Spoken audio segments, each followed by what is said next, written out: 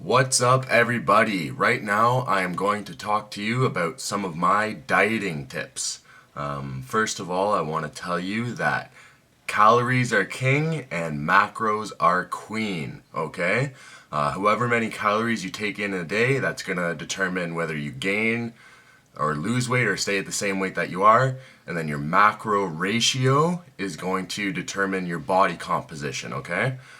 So with your daily caloric intake, you can figure this out simply by going on Google and typing in calorie calculator. It'll bring you through some of the steps and you'll get a rough idea of how many calories you need in a day just to maintain your weight. And then from there, you want to decrease a little bit of calories as you go through your diet, just so that you continue to lose weight. And you have to keep in mind with this that it's trial and error. There's no one person, no one program that can tell you exactly how many calories you need and exactly your macronutrient ratio. That's your protein, your fat, and your carbs. Okay, everybody is different. Everybody's bodies are different. That's why we call it every body. Okay, so you have to trial and error with yourself. That's what I did with myself as well. I'm still doing it as I go through. So what I do is, if it fits your macros, really simple. It's flexible dieting. It also allows you to kind of eat some foods that you like. So kind of along with that is meal planning. Now I don't just mean, all right, for breakfast I'm gonna have this, and then for lunch I'm gonna have that. What you should do is for your entire day, plan out your meals. This way you'll know kind of in the morning, okay, I'll be having some healthier stuff, and then at lunchtime I can have a little snack or a treat. What I do is usually I'll save my treats or those kind of snacking stuff until later on in the evening because that's when I get those cravings. Also, you can meal plan for an entire week. Now, this way you can be kind of stricter Monday, Tuesday, Wednesday. Thursday you can have a treat. Friday you can be a little bit stricter again. Saturday will be a little strict. And then Sunday you can have a refeed day.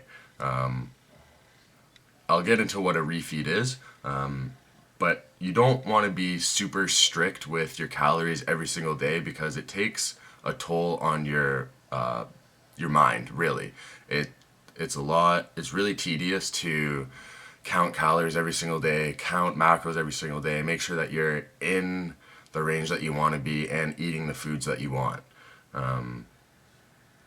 Now, along with eating the foods that you want, now I don't mean, all right, I'll have one Pop Tart because that'll fit my macros every single day or something like that. No, you have to eat foods that are whole foods, foods that'll fill you up and give you the nutrients that you need to grow. And with the refeed, I love refeeds. I honestly love them so much I could not diet without them.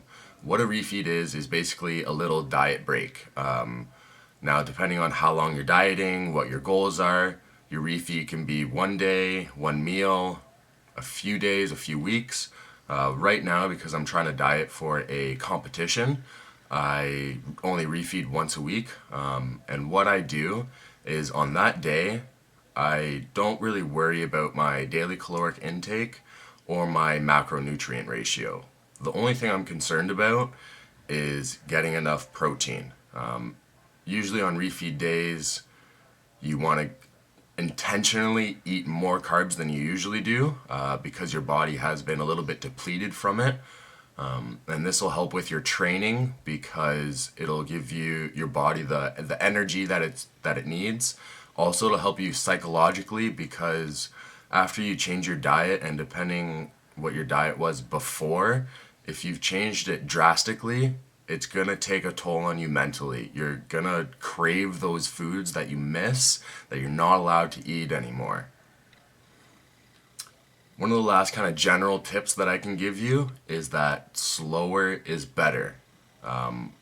This way, you're not drastically changing your diet. You can say, throw out a bag, if you eat a bag of chips every day, throw out a bag of chips every other day, okay? Your body will get used to your diet a little bit quicker, and you'll find that the longer you diet, the further you get into the diet, it'll be easier mentally. Another big thing that people concern themselves with a lot when they're dieting is the concept of losing fat versus losing weight. Now, a lot of people want to lose weight when they're dieting. Oh, I want to lose 30 pounds. Well, why? Oh, because I want to be skinnier. Well, what will make you skinny? Losing the fat. So when people diet, what they really want to do is lose the fat that they have. And why is that? Because, well, it makes us skinnier. It's not necessarily the weight. Fat weighs less than muscle. Okay, so some personal tips that I have that I found work for me is I like to eat mostly proteins in the morning, mainly because I've been fasting throughout my sleep, so my body needs protein to rebuild my muscles. Also, protein fills you up a lot more, okay? So if you eat more protein in the mornings, as you go on through your day, you won't get hungry as fast. And again, I eat carbs and snacking stuff in the evenings because that's when I crave it.